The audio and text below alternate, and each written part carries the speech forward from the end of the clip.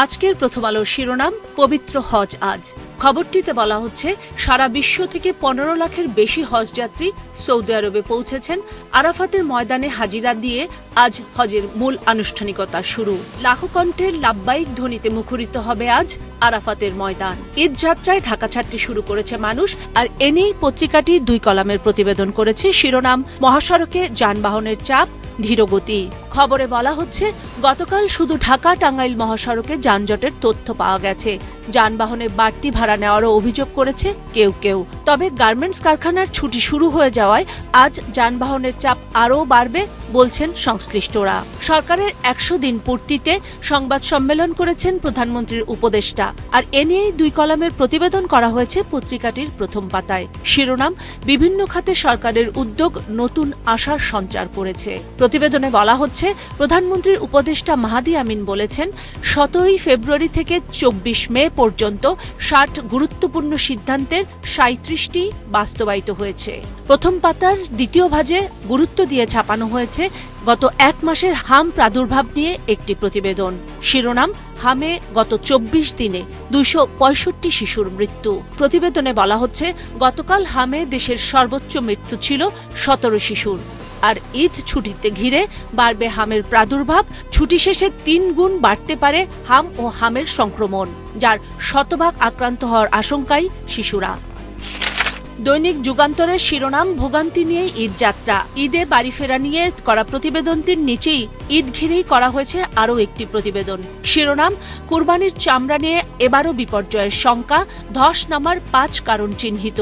প্রতিবেদনে বলা হচ্ছে, দেশের দ্বিতীয় বৃহত্তম বৈদেশিক মুদ্রা অর্জনকারী চামড়া শিল্প এখন খাদের কিনারে। কুরবানির ঈদকে কেন্দ্র করে যে বিশাল অর্থনৈতিক কর্মযজ্ঞ আবর্তিত হতো তা এখন পঙ্গুত্বের পর্যায়ে। তীব্র মূলধন সংকটের কারণে মধ্যস্বত্বভোগী সিন্ডিকেটের দৌরাত্ম্য সহ নানা কারণে এই শিল্পের আগের অবস্থানেই বলা হচ্ছে প্রতিবেদনে। পত্রিকার প্রথম পাতার শেষ ভাজে গুরুত্ব দিয়ে ছাপানো হয়েছে চট্টগ্রামের জঙ্গল সলিমপুরে দুর্বৃত্তদের হামলা প্রসঙ্গ। শিরোনাম, বুলডোজারে গুড়িয়ে দেওয়া হলো র্যাবের ক্যাম্প। র্যাবের সঙ্গে ইয়াসিন বাহিনীর রাতভর গোলাগুলি। প্রতিবেদনে বলা হচ্ছে, আগামী 31 মে যেখানে র্যাবের ক্যাম্প উদ্বোধন হওয়ার কথা ছিল, সেই ক্যাম্পেরই দেয়াল গতকাল বুলডোজার দিয়ে গুড়িয়ে দেয় ইয়াসিন বাহিনীর সদস্যরা। রাতভর চলে গোলাগুলি। সকালে যৌথ বাহিনীর অভিযানের পর পরিস্থিতি নিয়ন্ত্রণে আসে। এ ঘটনায় আটক হয়েছে অন্তত 20 জন। হজ ও ঈদ নিয়ে শিরোনাম করেছে দৈনিক সমকাল। এর পাশেই 3 কলামে গুরুত্ব দিয়ে ছেপেছে গতকাল টাঙ্গাইলে রডবাহী ট্রাক উল্টে 15 জন নিহত হওয়ার সংবাদটি। শিরোনাম, পথে পথে যাত্রী নিলেও থামায়নি পুলিশ। প্রতিবেদনে বলা হচ্ছে, গতকাল ঈদযাত্রায় সারা দেশে 31 জন নিহত হয়েছে।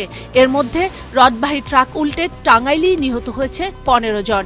নিহতরা সবাই শ্রমজীবী। চট্টগ্রাম থেকে বাসে করে 1200 টাকা ভাড়া দিয়ে নওগাঁ যাবেন সেই সামর্থ্য তাদের ছিল না। তাই কম ভাড়ায় চেপেছিলেন রড বোঝাই ট্রাকে।